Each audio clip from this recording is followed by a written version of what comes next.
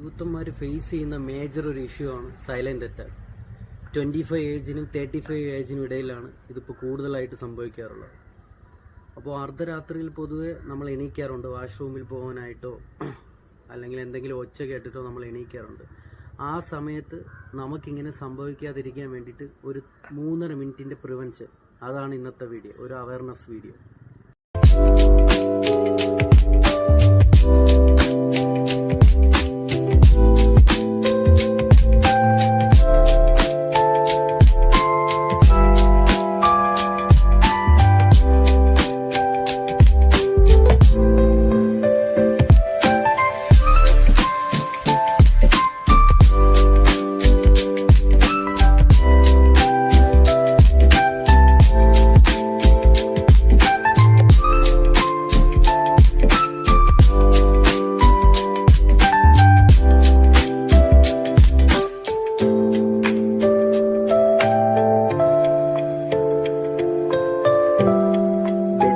പെട്ടെന്ന് ഉയരുമ്പോൾ തലച്ചോറ് വിളർച്ചയും രക്തക്കുറവ് മൂലം ഹൃദയസ്തംഭനം ഉണ്ടാവും.